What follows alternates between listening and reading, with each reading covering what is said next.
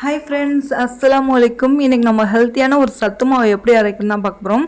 சத்து மாவுக்கு பார்த்திங்கன்னா நம்ம வந்து ஒரு 10 பொருளுக்குள்ளே தான் சேர்க்கணும். ரொம்ப அதிகமான நம்ம தானியங்கள்லாம் சேர்க்கும் போது நம்மளுக்கு ஒவ்வொரு தானியத்துலேயும் ஒவ்வொரு வகையான சத்துக்கள் இருக்கும். அப்போ நம்ம குவான்டிட்டியும் பார்த்திங்கன்னா எல்லாத்துலேயும் ரொம்ப கம்மியான அளவு தான் நம்மளுக்கு சத்து கிடைக்கும். அப்போ அதில் நம்மளுக்கு எந்த ஒரு பெனிஃபிட்டுமே இருக்காது. முடிஞ்ச அளவுக்கு நம்ம அது ஒரு 10 தானியம் இல்லாட்டி ஒரு 8 அந்த அளவுக்கு நம்ம சேர்க்கணும். ஸோ அப்போ தான் நம்மளுக்கு அதில் இருக்கிற சத்துக்கள் வந்து நம்ம உடம்புக்கு வந்து எடுத்துக்கும். ரொம்ப கம்மியாக எடுக்கிறப்ப நம்மளுக்கு வந்து அது வேஸ்ட்டாக போயிடும்.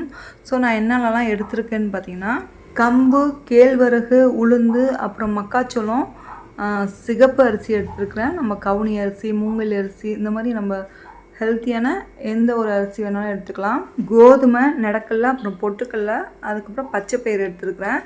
நம்ம நடக்கல்ல, பொட்டுக்கல்ல, பச்சைப்பயிறு இது 3 மட்டும் 4 கிலோ எடுத்துருக்கிறேன். மற்றது எல்லாமே பார்த்திங்கன்னா 1/2 கிலோ அந்த அளவில் எடுத்துருக்கிறேன். எல்லா தானியத்தையும் பார்த்திங்கன்னா நம்ம மிதமான சூட்டில் நம்மளுக்கு லைட்டாக மணம் வர அளவுக்கு வறுத்தா போதும். நம்ம இட்லி பொடிக்கு வறுக்கிற மாதிரி ரொம்ப வந்து ரோஸ்ட் பண்ணணும்னு அவசியம் இல்லை.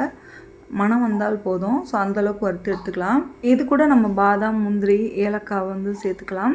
ஸோ நான் அதை வந்து தனியாக அரைச்சி வந்து சேர்த்துக்கிட்டேன். இந்த சத்து மாவில் நம்ம கஞ்சி மட்டும் இல்லாமல் கொழுக்கட்டை, அதுக்கப்புறம் பார்த்திங்கன்னா கெட்டி உருண்டை கூட செய்யலாம். ரொம்ப டேஸ்டியாக இருக்கும். நான் இந்த சத்து மாவில் பார்த்திங்கன்னா தேங்காய் துருவலும் வெள்ளைப்பாகும் சேர்த்து சூப்பரான கொழுக்கட்டை வந்து ரெடி பண்ணியிருந்தேன்.